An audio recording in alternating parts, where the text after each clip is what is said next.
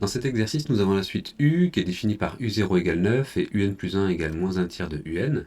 On vous demande de calculer les 4 premiers termes. Donc U1 c'est facile, on remplace N par 0, donc ça fait U1 égale moins 1 tiers de U0.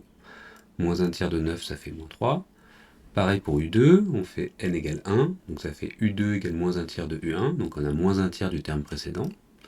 Pareil pour U3, moins 1 tiers de U2, comme niveau 1 ça fait moins 1 tiers. Et enfin U4 qui donne moins 1 tiers de U3 qui donne 1 neuvième. Donc là on a calculé les 4 premiers termes sans difficulté. Exprimer UN en fonction de N, ben on voit que UN, comme c'est une suite géométrique, on passe d'un terme à l'autre en multipliant par moins 1 tiers, on peut la réécrire comme étant le premier terme fois la raison, ici qui vaut moins 1 tiers, puissance le nombre de termes. Donc on a bien U1 égale U0 fois moins 1 tiers puissance 1, U2 égale U0 fois moins 1 tiers au carré, et ainsi de suite. 9, on peut écrire ça aussi, donc là c'est l'astuce, 9 c'est pareil que moins 1 tiers puissance moins 2. Parce que moins 1 tiers, c'est pareil que 3 puissance moins 1, avec un moins devant, d'accord ? 1 tiers c'est 3 puissance moins 1. Donc moins 1 tiers, puissance moins 2, ça fait moins 1 tiers au carré, donc ça fait 1 neuvième, et on prend l'inverse, parce que c'est moins 2. Donc l'inverse de 1 neuvième, ça fait bien 9. D'accord ? Donc 9, c'est moins 1 tiers puissance moins 2. Donc n'hésitez pas si vous avez des questions, je pourrais l'expliquer un peu mieux, mais on pouvait simplifier, réunir ce produit-là en une seule fraction, à la puissance n-2. Mais si on s'arrêtait là, on avait quand même tous les points. C'était juste pour vous montrer qu'on peut aller un peu plus loin et obtenir le même résultat avec un petit peu moins de termes. Donc là, on a exprimé UN en fonction de n, mais comme je vous le dis, on s'arrêtait là, c'était très bien aussi. Ensuite, on vous demande de calculer S6, qui est la somme des 7 premiers termes de la suite, hein, U0, U1, U2, U3, U4, U5, U6. Alors pour pouvoir faire ça, on se rappelle de la formule qu'on a vue en cours, qui est la suivante.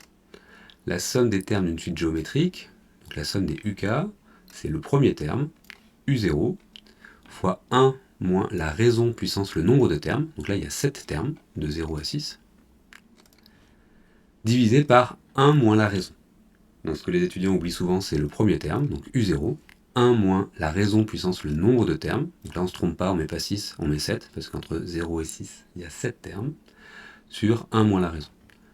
U0, ça vaut 9, moins 1 tiers puissance 7, on peut sortir le moins, puisqu'on a une puissance qui est impaire, donc c'est pareil que moins 1 tiers puissance 7.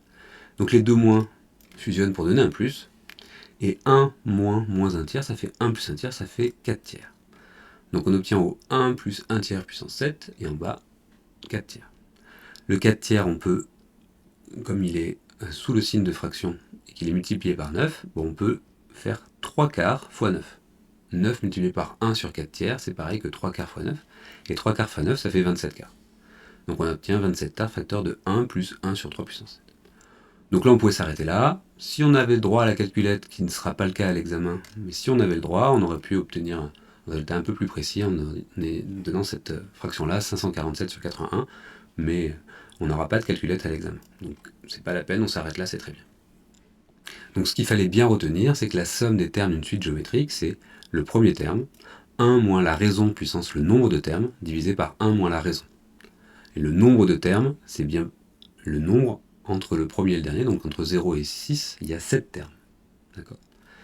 Si on avait la formule de manière plus générale, faisant la somme jusqu'au rang n ici, ben on aurait 1 moins la raison puissance le nombre de termes, entre 0 et n, il y a n plus 1 terme, divisé par 1 moins la raison. Donc ça, c'était l'objet de la question 4. Si on n'avait pas de borne, si on n'avait pas 6, mais on avait n, comment ça marcherait ? On ferait la même chose. Si n est pair, donc là c'est le cas qu'on propose d'étudier en particulier, si n est pair, n plus 1 est impair. Donc si n plus 1 est impair, le moins on peut le sortir, puisque un nombre négatif puissance nombre impair, bah c'est comme le nombre positif. On peut sortir le moins puissance cette puissance-là. Par exemple, moins 2 au cube, ça fait moins 8, c'est pareil que moins 2 au cube. D'accord ? Quand on a une puissance ici qui est impaire, on peut sortir le moins et garder cette valeur-là. Et donc là, on fait pareil, le 9 fois 1 sur 4 tiers, ça fait 9 fois 3 quarts, ça fait 27 quarts, et il y en a 1 plus la raison puissance n plus 1.